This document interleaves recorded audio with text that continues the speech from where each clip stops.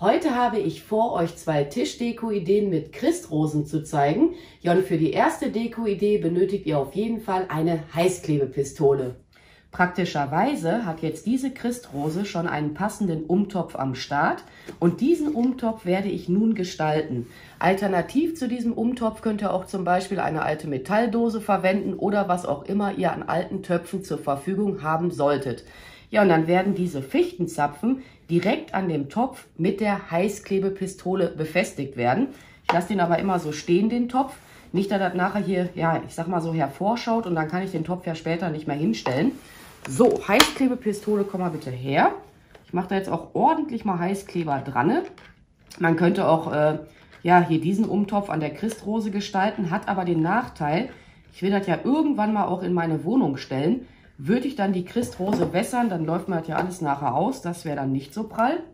Und ich muss auch ehrlich sagen, ne, dieser Umtopf, der da jetzt schon mit dabei war, der gefällt mir jetzt optisch sowieso nicht. Entschuldigung, jetzt muss ich hier gerade anfangen zu husten. Ne? Ansonsten einfach mal gucken, was ihr noch so haben solltet. Aber ich werde das Ganze jetzt hier auch mal für euch beschleunigen.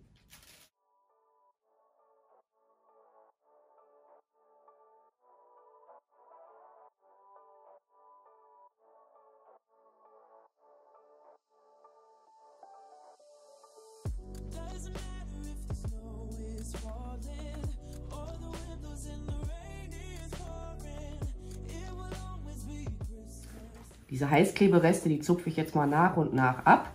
So, jetzt hat man ja noch das Problem, dass man hier stellenweise den Topf nun mal noch erkennen kann.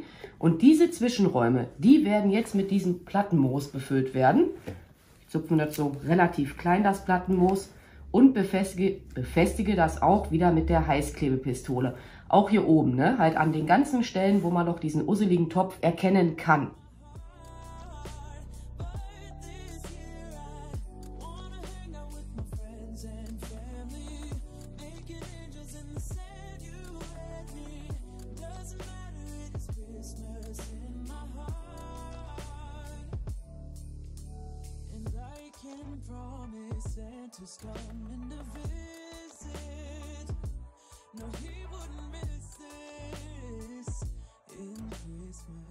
Nun werde ich meinen Topf mit feinem Bindedraht umwickeln, einfach damit das Ganze, ich sag mal, noch mal ein bisschen mehr Farbe erhält.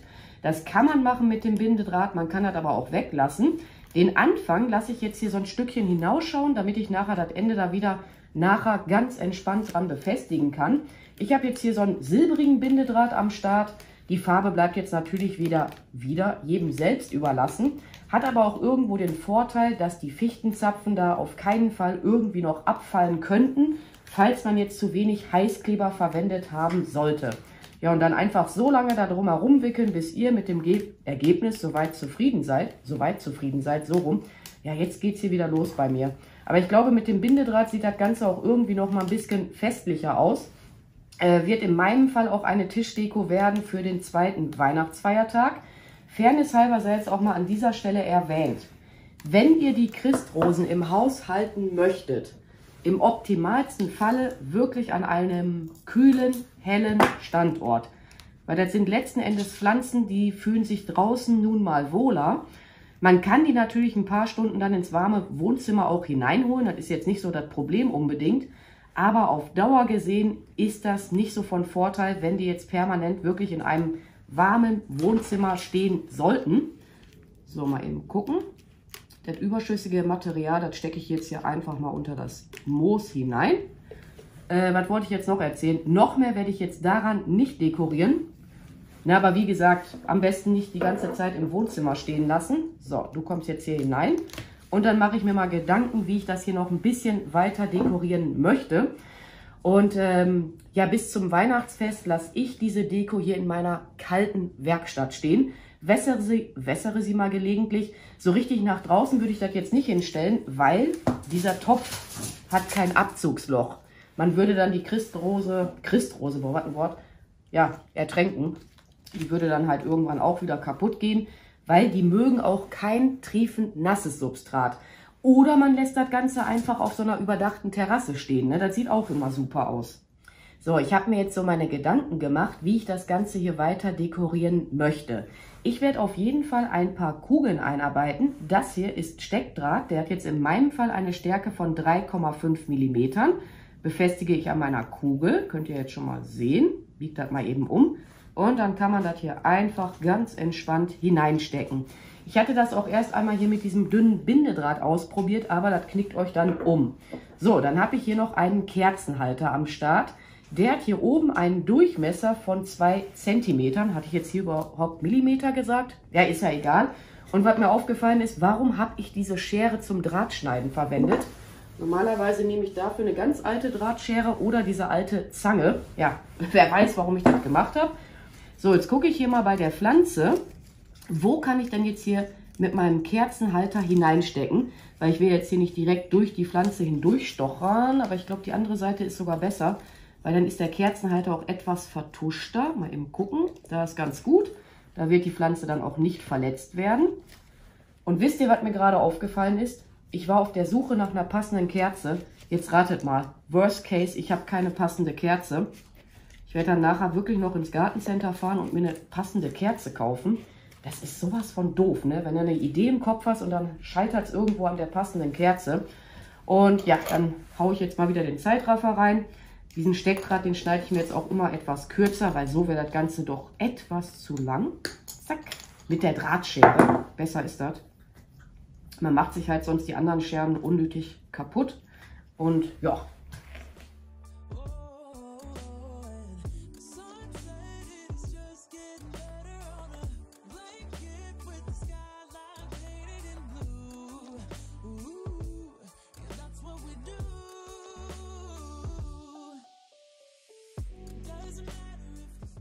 Mit dieser Dekoration bin ich jetzt soweit fertig. Noch mehr werde ich daran jetzt nicht dekorieren, außer dass ich noch eine passende Kerze dafür kaufen muss. Werdet ihr aber nachher auf jeden Fall noch sehen. Für meine zweite Deko-Idee werde ich ein Glas verwenden und das hat jetzt in meinem Fall hier unten einen Durchmesser von in etwa 18 cm und hier oben beträgt der Durchmesser ca. 13 cm. So, das Glas kann aber jetzt erstmal beiseite und dann nehmen wir mal die Christrose hier aus ihrem Topf hinaus. Ich will die ganze Zeit Amaryllis dazu sagen, ich weiß auch nicht warum, aber ja. Überschüssige Erde, die schuckel ich mir jetzt mal ab. Könnte man hier auch direkt mal in den Topf reinkippen, sozusagen. Mal eben. Steht jetzt auch viel zu nass, dieser Amaryllis, diese Christrose. So, ist jetzt schon mal so okay. Zack, kommt die mal eben rein. Okay. Und jetzt mache ich mir um diese Christrose Moos drumherum. Das Moos wird aber jetzt im besten Falle nicht festgewickelt werden. Ich wollte nämlich jetzt kein richtiges Kokedama daraus machen. So, mal schauen, ob das hier schon reicht, mein Moos. Das ist jetzt im Übrigen Plattenmoos. Mal eben schauen. Ja doch, das ist schon mal so weit so okay. So weit, so gut, okay. Ja, wie auch immer. Ich denke, ihr wisst, was ich meine. Den Tisch sauber machen. So, jetzt nehme ich mal meine sauberste Hand für mein Glas. Und die Christrose kommt nun in mein Glas hinein. Ich hoffe, das passt jetzt auch soweit. Lass es jetzt fallen und justiere das Ganze mal. Am Boden der Christrose habe ich das auch überlappend gemacht. Ja, und jetzt könnt ihr euch mal überlegen, wie ihr das Glas weiter befüllen möchtet. Ich drücke jetzt hier auch gut an mein Glas an, damit da nachher keine Hohlräume sind. Das sähe sonst nicht so schön aus. Aber ich habe mir jetzt überlegt, noch weiter mit Plattenmoos zu arbeiten. Eventuell kommt dieses Islandmoos hinzu. Das hat auf jeden Fall eine bessere Qualität als dieses andere Islandmoos, was ich hatte, dieses weiße. Und dann habe ich hier noch getrocknete Tilansien. Die sehen so, ich sag mal, wurzelartig aus. Und dann einfach das Ganze so nach Gefühl einarbeiten, wie ihr das halt leiden mögt. Was auch super aussehen würde an Moos, wäre jetzt das Bollenmoos. Konnte ich aber bisher noch nirgendwo erwerben, leider. Ich mag das total gerne, das Bollenmoos, aber was willst du machen? Ich denke, diesen Boden werde ich jetzt komplett mal mit Plattenmoos auskleiden. Dann kommt das Islandmoos hinzu. Und zu guter Letzt noch diese getrockneten Tilansien, die halt so wurzelmäßig aussehen. Ich drücke das Ganze hier auch mal so an. Ja, und mit dem Wässern, das wird bei mir einmal die Woche, ich sag mal, ja, gewässert werden. Aber so, dass das halt nicht zu nass ist. Und diese Deko, die kommt auf unsere überdachte Terrasse. Ne? Die hole ich jetzt gar nicht in die Wohnung hinein, Vielleicht zum Weihnachtsfest, dann muss ich mal gucken, wie ich das handhaben werde.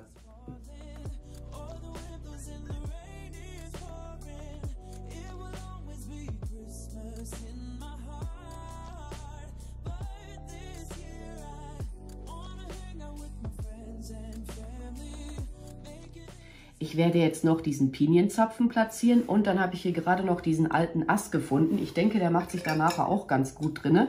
Den stopfe ich jetzt so etwas in das Islandmoos hinein.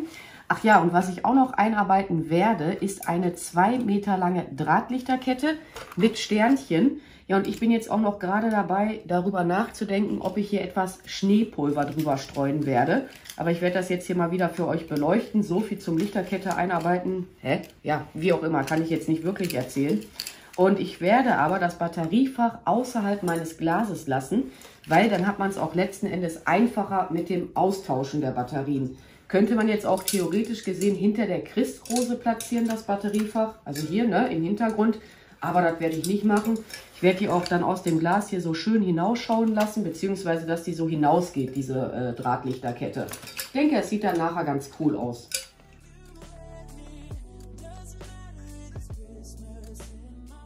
Ja, ihr könnt es ja schon sehen, ich habe jetzt doch etwas Schneepulver verwendet und es sind auch noch 2 Walnüsse hinzugekommen. Noch mehr werde ich jetzt an dem Glas nicht dekorieren.